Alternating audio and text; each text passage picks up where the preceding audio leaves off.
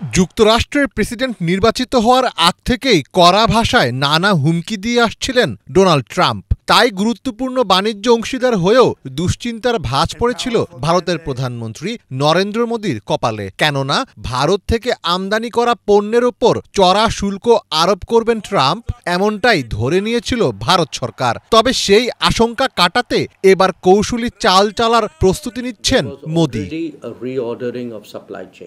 Trump ও মোদি পরস্পরকে একাধিকবার বন্ধু বলে সম্বোধন করলেও সামগ্রিকভাবে ট্রাম্পের নতুন মেয়াদে ভারত বেশ চ্যালেঞ্জের মুখে পড়ার সম্ভাবনা প্রবল। ডোনাল্ড ট্রাম্প এখনও মার্কিন প্রেসিডেন্ট হিসেবে শপথ নেননি, কিন্তু ট্রাম্প প্রশাসনের সম্ভাব্য বাণিজ্য নীতির কথা ভেবে এখনই তৎপর হয়েছে নরেন্দ্র মোদীর সরকার। যুক্তরাষ্ট্রের মন পেতে ট্রাম্পের সংস্থাকে ভারতে বড় বিনিয়োগের সুযোগ দিচ্ছে নয়াদিল্লি। যুক্তরাষ্ট্রের নীতি প্রভাবিত করতে সরাসরি ট্রাম্পের ব্যবসা প্রতিষ্ঠানকে ম্যানেজ করার কৌশল নিয়েছে ভারত।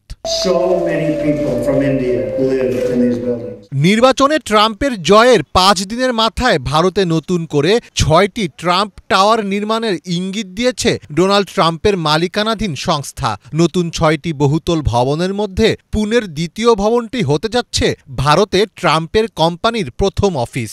যুক্তরাষ্ট্রের বাইরে ভারতেই ট্রাম্প ব্র্যান্ডের সবচেয়ে বেশি সংখ্যক প্রকল্প রয়েছে। 6টি নতুন ট্রাম্প টাওয়ার নির্মাণের ঘোষণার পর সেই সংখ্যা দাঁড়াবে 10টিতে। এর মধ্য দিয়ে যুক্তরাষ্ট্রের বাইরে ভারতই ট্রাম্প টাওয়ারের বৃহত্তম রিয়েল এস্টেট হাব হতে চলেছে। পর্যবেক্ষকরা বলছেন, ট্রাম্পের রিয়েল এস্টেট কোম্পানিকে এত বিনিয়োগের সুযোগ দেওয়ার পেছনে নরেন্দ্র মোদী সরকারের কূটনৈতিক ফায়দা আদায়ের কৌশল রয়েছে। ট্রাম্পের আমেরিকা ফার্স্ট নীতির লক্ষ্য হল দেশের ভেতরে কর কমিয়ে বিদেশ থেকে আমদানি করা পণ্যের ওপর শুল্ক বাড়ানো। আমদানি করা পণ্যের ওপর শুল্ক বাড়ালে যুক্তরাষ্ট্রে ওই পণ্যগুলোর দাম বাড়তে পারে। ভারতের রপ্তানির সবচেয়ে বড় গন্তব্য যুক্তরাষ্ট্র, ফলে ভারতের রপ্তানিমুখী প্রধান শিল্পগুলোর ওপর বড় ধাক্কা আসতে পারে। তাই আগেভাগেই ট্রাম্পের সুনজরে এসে ফায়দা আদায়ের চেষ্টা করছেন মোদি।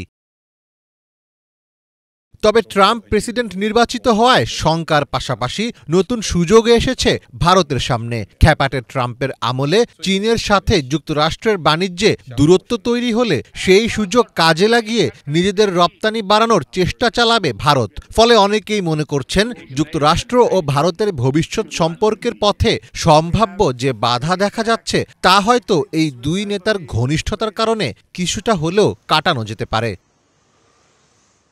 মীর ফজলে রাব্বি, বাংলা ভিশন।